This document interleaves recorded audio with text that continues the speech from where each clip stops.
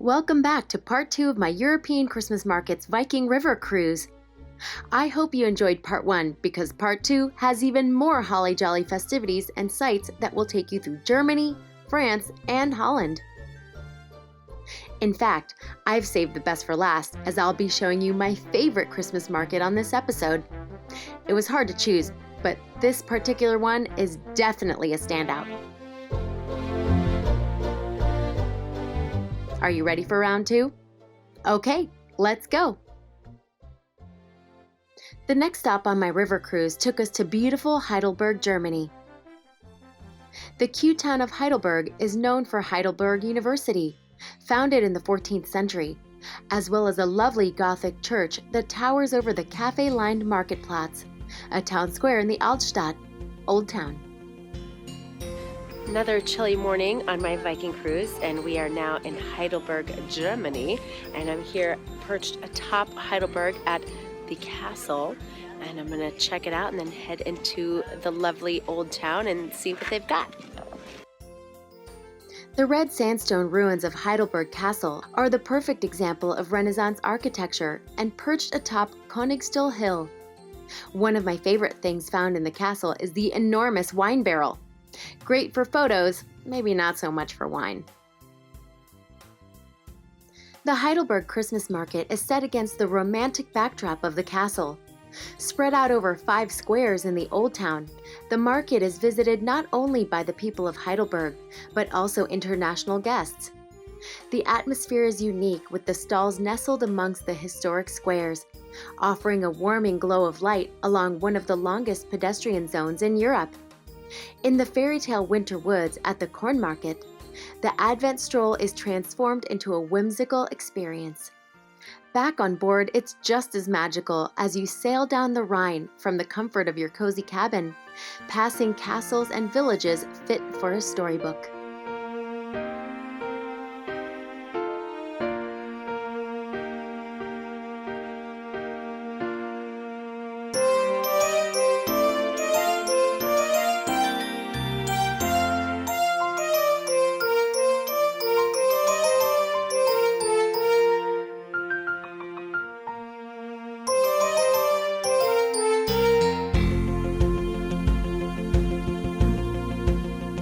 It's a lovely snow-dusted morning here at the top of the hill, and I'm heading up to Marksburg Castle. Let's go.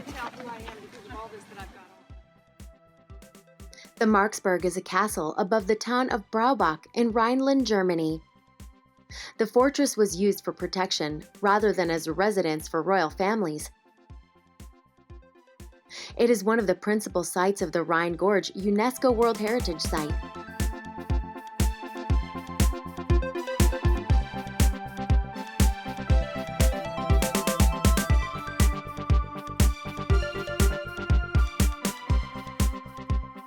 Guests are able to take self-guided tours through and around the castle grounds, and getting a glimpse into medieval life from how they cooked, slept, and you may even get to try on some armor for yourself.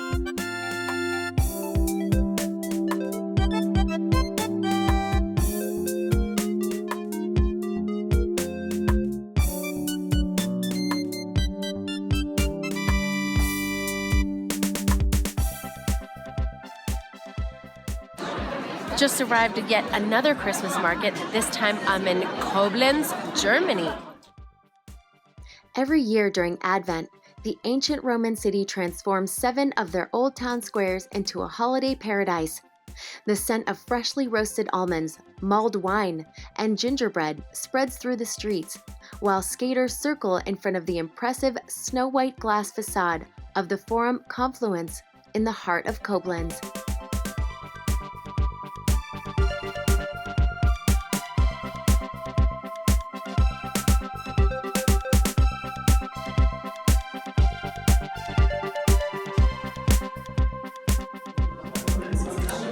So I found this cute little place on the corner near some of the Christmas markets called Café Mille Jus, and they have tons of vegan options. They've got soups, they've got all sorts of yummy hot entrees and tapas and coffee to keep me warm on a chilly German night.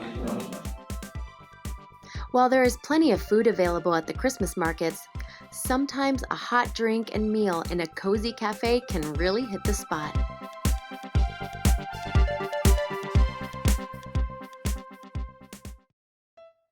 Okay, are you ready to find out which is my all-time favorite Christmas market on the Rhine?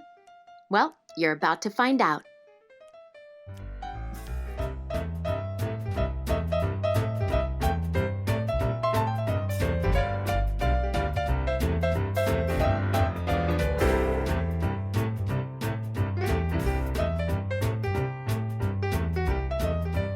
Made it to Cologne on my next pit stop here on the Viking Cruise, and you can see the Cologne Cathedral behind me and this adorable ice skating rink that they built in the center of town. I've seen a few rinks in some of the Christmas markets, but this one takes the cake. They're curling, there's kids, there's all kinds of cute stuff going on here. I can't wait to check it out. Every year, the city center of Cologne is touched by the magic of the festivities in the run-up to Christmas. When the Christmas markets in Cologne open their gates on the last Monday before Advent, millions of visitors from around the world delight at the quaintly designed huts, or Buden. With at least 7 themed Christmas markets, Cologne wins for me as far as the most creative, interactive, inclusive, and magical of all the markets. From an intricate skating rink and lodge to indulging in mulled wine by the cathedral, Cologne really knows how to do Christmas with pizzazz. Each themed market has their own unique style, and they all serve up delicious drinks in collectible cups that you'll definitely want to gather up. Remember I told you in part 1 to pack an extra bag for souvenirs?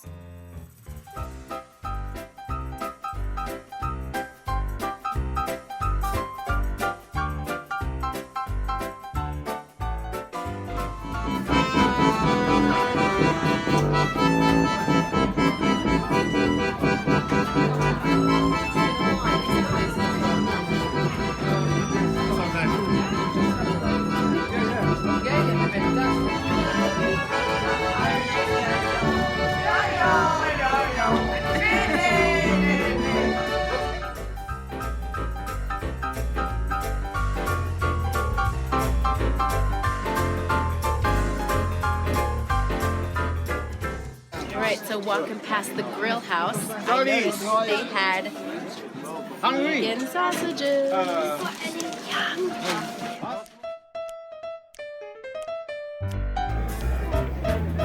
Yum.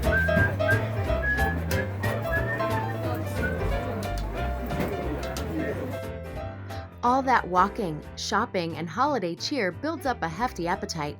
And there are plenty of goodies available for all sorts of special diet holiday travelers.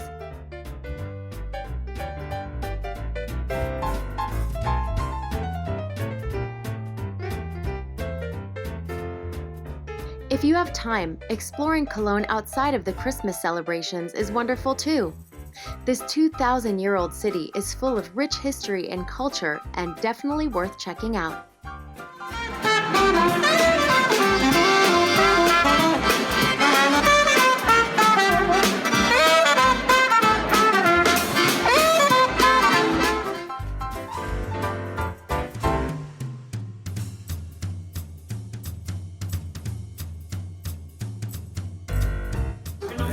I'm about to enjoy a delicious looking tomato soup with a vegan cheese roll here at Signor Verde, which is right off the tram stop. There is a tram stop right here and on the other side. So if you're walking around Cologne and you have a train pass, tram pass, rail pass, whatever, it's easy to find and they've got tons of yummy vegan options. Like I said, all that merrymaking will surely make you hungry. And finding an inviting eatery to rest your weary feet and feed your belly is always a good idea. After a scrumptious meal, I went back to the city center to experience the Cologne markets at night.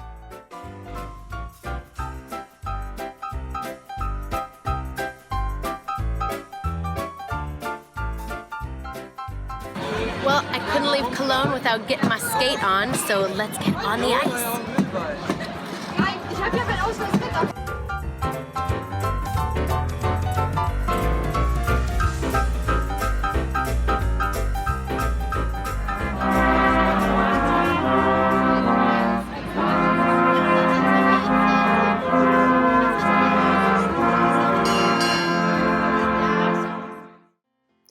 Sadly, it was time to leave Cologne, but another great port awaited us. And sailing through these beautiful European towns while watching from my cozy bed with a cup of hot cocoa is just as nice.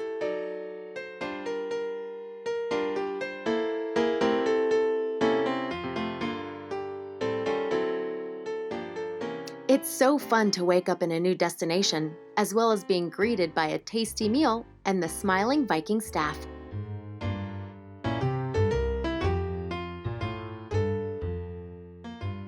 Welcome to Holland.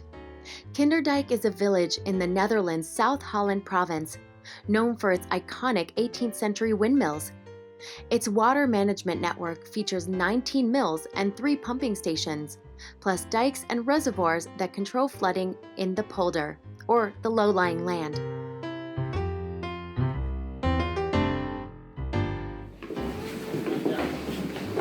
Inside the windmill. Waterways, footpaths, and bike trails crisscross the area, leading to the main visitor center and museums in preserved working windmills. Plus, guests can tour the inside of the windmills to see how working families lived in them back when they used to be fully operational. Whether you're there to tour the windmills or just go for a bike ride along the canals, the landscape is breathtaking and a lovely stop on the cruise.